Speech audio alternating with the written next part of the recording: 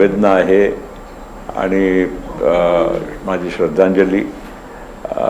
आज अहमदाबादमध्ये जे दुर्घटना झाली ते खरोखर तसं आश्चर्यजनक आहे, कारण ही जे 787 ड्रीमलाइनर विमान आहे ते अत्याधुनिक विमान आहे आणि मागील 15-16 वर्षापासून जगभरात सगळ्या एअरलाईन्सच्या कडून त्याचा वापर होत आहे आणि हा विमान जे आज कोसळलं ते त्याला 11 वर्ष झाले होते, जास्त नव्हतं. आणि आज सकाळीच दिल्लीवरनं अहमदाबादला लँड झाला आणि त्यांचा जो पायलट होता ते अतिशय म्हणजे अनुभवी, 8,500 तास ज्यांनी विमानाची भरारी घेतलेला पायलट. आणि त्यांनी स्वाभाविक आहे की मला एव्हिएशनच्या संदर्भात थोडी जाणकारी असल्यामुळे ते प्री फ्लाईट चेक असतात. सगळे पायलट विमान टेक ऑफच्या आधी प्री फ्लाईट चेक करतात आणि त्यामध्ये ते चेक झाल्यावर त्यांना समाधान वाटलं तरच ते टेक ऑफ करतात. आणि टेक ऑफच्या वेळी सुद्धा जेव्हा धावपट्टीवर विमान स्पीड पकडते त्यावेळी सुद्धा पायलटला काही जाणवलं की कमी जास्त आहे तर तिथेच ते अबॉर्ट करतात टेक ऑफ आणि ते तिथेच थांबवायचा प्रयत्न करतात. या पूर्ण घटनामध्ये असं दिसते की विमान टेक ऑफ झालं आणि त्याचबरोबर त्याला काहीतरी प्रॉब्लेम जाणवला आणि मे डेचा त्यांनी कॉल दिला आणि अवघ्या 60-70 सेकंडमध्ये, कारण 800 फीटची म्हणजे भरारी घेण्यासाठी काही फार वेळ लागत नाही. एअरपोर्टच्या बाउंड्री क्रॉस करत असताना 500-600 फीटवर ते पोचला असेल आणि त्यामुळे हे 50-60-70 सेकंडमध्ये काय झालं नेमकं हे आता ते इन्व्हेस्टिगेशन झाल्यावरच आपल्याला समजेल. प्रफुल्लजी, तुम्ही सुद्धा नागरी उड्डयन मंत्रालय सांभाळलेलं आहे. 11 वर्ष हे विमान जुनं होतं, तर अशा वेळी सरकारकडून विमानांच्या वेळोवेळी काही तपास केला जातो का, काही तपासणी केली जाते?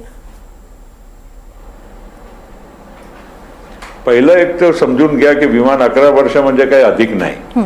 विमान 50 वर्षाच्या पण असेल पण मेंटेन झालं असेल तर त्याच्यामध्ये कुठेही म्हणजे प्रवास करताना चिंता करायचं कारण नसतो. दुसरा तुमचा प्रश्न आहे की आपली तपासणी बरोबर आहे की नाही, आपला सेफ्टी रेकॉर्ड बरोबर आहे की नाही. तर DGCA जो भारताचा जो रेग्युलेटर आहे त्याचा अतिशय समाधानकारक काम असतो आणि आपल्या देशामध्ये मी असतानाही आम्ही जे प्रोटोकॉल्स जे तयार केले ते जगभरामध्ये सर्वात श्रेष्ठ जे देश आहे त्या सगळ्यांच्या बरोबर तुल्यबळ आपला पण इथे सेफ्टी ओव्हरसाईट आहे. आणि सोबत जे एअरलाईन पण आहे, आज एअर इंडिया काही म्हणजे नवीन एअरलाईन नाही, जुनी एअरलाईन आहे आणि एअर इंडियाचे पण स्वतःचे पण सेफ्टी प्रोटोकॉल्स असतात, त्यांचे मेंटेनन्सचे प्रोटोकॉल्स असतात, त्यांचे पायलट ट्रेनिंगचे प्रोटोकॉल्स असतात. आणि जे सगळे पाहून अचानकच या निष्कर्षावर यायचं की हा काहीतरी काही कमी जास्त काही झालेला होता किंवा ट्रेनिंग किंवा मेंटेनन्स असा काही विषय आज त्या म्हणजे निष्कर्षावर येणं योग्य नाही. विमान तिथेच जवळच कोसळल्यामुळे सगळं विमानाचे पुर्जे, त्याच्या ब्लॅक बॉक्स ते सगळं आता सापडणारच आणि त्याच्या पूर्ण ॲक्सिडेंट इन्व्हेस्टिगेशन ब्युरो आता तपास करणार. ॲक्सिडेंट इन्व्हेस्टिगेशन ब्युरो सरकारच्या म्हणजे स्वाधीन एक संस्था तयार केली गेली आहे आणि त्यांच्या माध्यमातून आपल्याला काही दिवसानंतर नक्कीच समजेल की प्रॉब्लेम काय झाला होता. ओके प्रफुल्लजी, जर असे अपघात झाले तर सरकारची प्राथमिकता काय असते? सरकारची प्राथमिकता तर नक्कीच दररोज जे विमान उडतात प्रत्येक विमानाची फ्लाईटसाठी आपली जबाबदारी ही आहे की आपण सर्वात बेस्ट जे काही प्रोटोकॉल आहे आणि जे काही सेफ्टी स्टँडर्ड आहे ते मेंटेन करावं. आणि तिथे कुठे कमी असेल असं मला वाटत नाही, कारण मी तिथे स्वतः होतो. विमानाच्या उडान भरत असताना 100% सेफ असला पाहिजे, 99% सेफ होत नाही. 100 आहे किंवा 0 आहे आणि त्यामुळे प्रत्येक विमानाची जे फ्लाईट आहे ते 100% सेफ्टीच्या स्टँडर्ड्सच्या अनुरूप आहे असं समजूनच आपण गृहीत धरून चालावं लागते.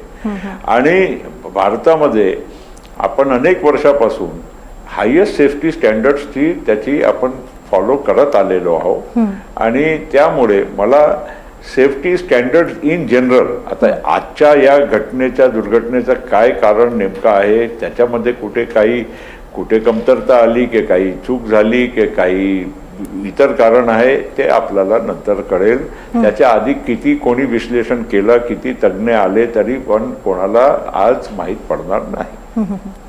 प्रफुल्लजी, या विमान अपघातात विजय रुपाणी यांचंही निधन झालंय. तुमची एखादी आठवण त्यांच्याबद्दलची?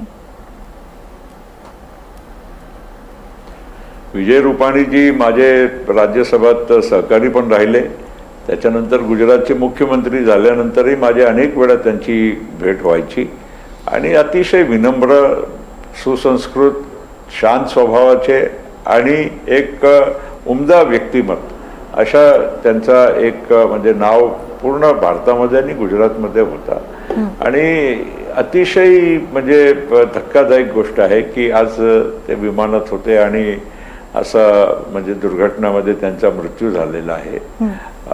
आता सगळ्यांच्यासाठी जितके लोक आपले एक जीव एक व्यक्ती वाचला, ते पण एक ते काय म्हणतात आपण कुदरत का नजारा आहे असंच म्हणावं लागेल. एक जण नाही, जी आमच्यापर्यंत माहिती आली आहे प्रफुल्लजी, त्याप्रमाणे 2 जण या अपघातातून बचावले आहेत, हे पण एक आश्चर्य म्हटलं जात आहे. आपली काय प्रतिक्रिया? चला, 2 वाचले, एक मला एकची जाणकारी होती, आता 2 तुम्ही म्हणतात, अतिशय तेही चांगली गोष्ट आहे. पण आता हे म्हणजे तेच म्हणून राहिलो की हे आश्चर्याचीच गोष्ट आहे. म्हणजे त्यांच्या किस्मतच्या हा एक म्हणजे नियती आहे की त्यांना म्हणजे एवढा मोठा दुर्घटनामधूनही बाहेर पडता आलं.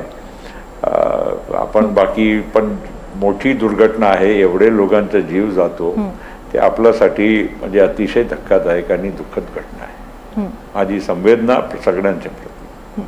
नक्की. खूप खूप धन्यवाद प्रफुल्लजी, NDTV मराठीकडे ही प्रतिक्रिया नोंदवल्याबद्दल आणि आपल्या भावना व्यक्त केल्याबद्दल.